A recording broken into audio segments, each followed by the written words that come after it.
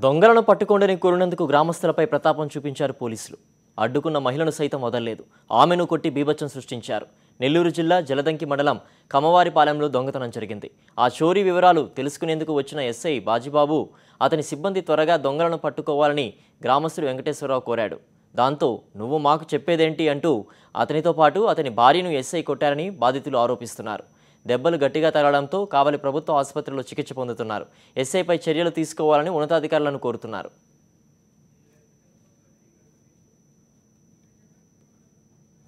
Meeting చెప్తాను sir, ఇదేదో మీరు గట్టిగా చేయండి అని అన్నా. ఒక తడవ అన్నా, మళ్ళీ రెండో తడవ అనే వాళ్ళకి నువ్వు మాకు చెప్పేవాడు అంటారా అని చెప్పి కానిస్టేబుల్ సొక్క పట్టుకొని లాగేసింది. సొక్క పట్టుకొని లాగేసి ఆమె మళ్ళీ సొక్క పట్టుకుని ఎస్ఐ గారు లాక్కొని వాళ్ళకి ఎస్ఐ ఆమె నన్ను ఒకనాటి కొట్టలేదు,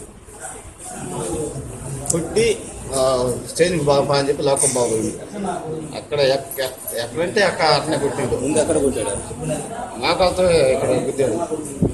తర్వాత స్టేషన్కి తీసుకురావాలి సార్, తీసుకురాకుండా మళ్ళీ అక్కడ మీటింగ్ మీద అరుగు మీద సార్ కూర్చొని దాన్ని కింద కోసం పెట్టిండు. ఒక 15 నిమిషాలు కింద కోసం పెట్టి ఆమెను మళ్ళీ మా వాళ్ళందరూ వచ్చి అందరూ మాట్లాడుతుంది. వాళ్ళకి ఆ మీటింగ్ అంత అయిపోయింది. ఆమె చక్క పట్టుకుని పైకి లేపి రాజా స్టేషన్కి పోదాం.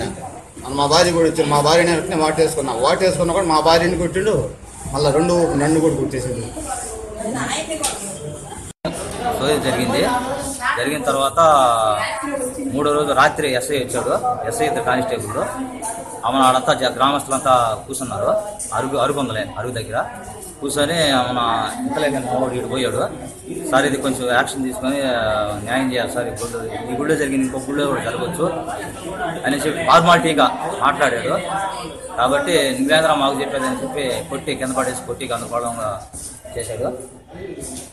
సార్ జరిగింది. అమ్మన అందరం పోయి ఈయన లాక్కోండి స్టేషన్ చేసేసి వేద్దాం, జైలుకి వేద్దాం అని చెప్పి లాక్కపోతే వీళ్ళందరూ పడతారులని చెప్పి వాళ్ళ భార్య అందరూ ఆడవాళ్ళందరినీ వాడిని పట్టుకొని లాగుతుంటే అందరిని లాగుకుని నెట్టుకొని పోయి ఆ అమ్మాయిని కింద పడేసి నెట్టాడు. గాజులన్నీ పగిలిపోయింది. 2700 డబ్బులు కూడా